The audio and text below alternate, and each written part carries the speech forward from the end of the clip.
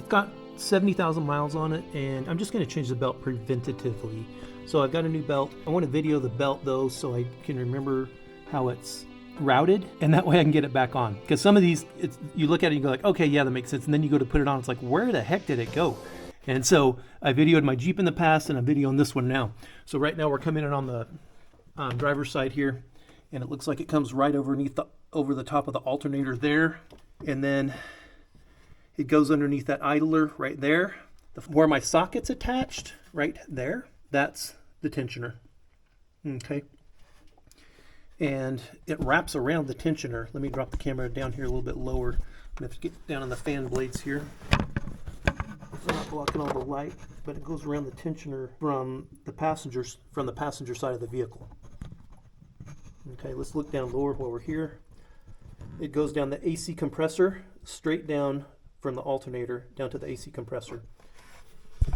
As you can see right there behind my wrench, it drops straight down from the alternator at the top to the AC compressor at the bottom. Okay, and then from the AC compressor, it looks like it goes over the top of another, I guess that's an idler pulley at the very bottom there, where you can see the ribs. So the flat part of the belt's going against that idler there. The groove side of the belt goes underneath the crank pulley right there. Okay, that's the driver's side. We're coming over to the passenger side here on the other side of the fan. And let's just look down in here. From right here, we can kind of see that the belt where it goes over the top of the water pump right there comes over here and goes around the power steering pump up over that idler and then underneath the water pump right there. So from this side, where we said it came around the crank pulley, it actually goes all the way around the crank pulley. Let's look down there a little closer. And for the deep dive, okay, so here's the belt that comes over the top and goes to the power steering pump, all the way around the power steering pump pulley. Oh, that's going to be hard to get out. That's going to suck. Let's just get down here and have a look. So up over that idler, and there it goes all the way around the crank pulley.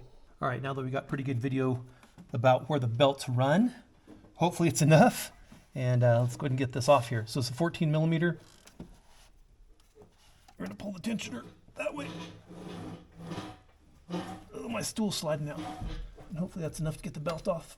Yep, we'll just pull it out underneath that idler. And now the belt's free. And then get it around the fan. That's the only pain in the butt.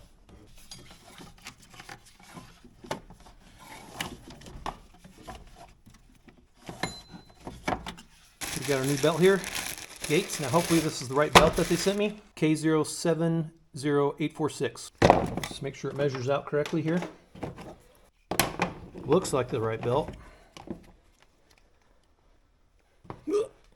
Okay, and it seems to be about the right size.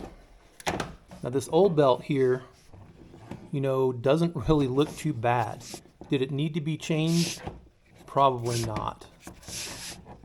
I don't see any cracking. It's definitely discolored. It's definitely had some heat, and it's definitely worn. But even the outside looks pretty immaculate.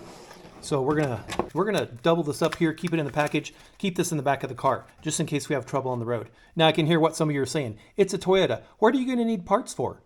And that's a valid point. But maybe somebody else didn't do their belt maintenance and they broke down, and maybe it's a fellow 4runner driver, and you can help them out. Okay, and getting it back on will take twice as long as taking it off. But basically just loop it over the fan where you have belt on top of the fan and belt on the bottom, and then bring it around, and you'll have to kind of fish it back and forth, but you'll get it in all the right places. The key to me is, one of the key factors to me is to make sure that I can feel the belt go around all the pulleys. So once I get it on and get the tensioner dropped, so where the tensioner is doing its job, it's got tension on the belt, I'll go around and feel everything, the crank, bottom of the crank pulley, the water pump pulley, all the pulleys, all the idlers, and make sure that it's feels like it's centered on them, that the belt's not sticking up on an edge, because you don't want to start it up with riding on the edge of a pulley. Obviously it could wreck the belt. And the hope is, of course, that would jump back on, but don't ever do that. Don't ever rely on that at all. If you do have trouble and you can't feel, a little mirror like this one right here, I think I just stole this from my wife or got it from the dollar store or something, and I ground down the edges a little bit to make it fit. But basically you can, stick it underneath the belt or the pulleys and look and make sure it's aligned, shine your light down there, then you can see. And it's just good reassurance that you know you did a good job. You know what I mean? So, use that mirror everywhere you can and make sure you feel all the pulleys and check each one individually. Go from one to the next one to the next one to the next one and check them all.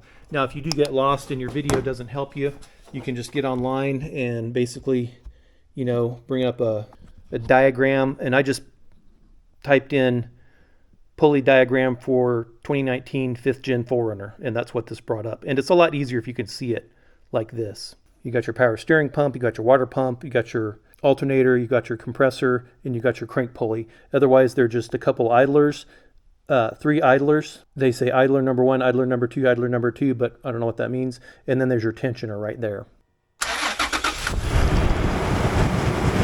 And even after this test run, I'm double checking everything because in the morning I'm leaving for Bozeman. It's a long drive and it's in a snowstorm. So I don't want this thing breaking on me. And basically the job's done.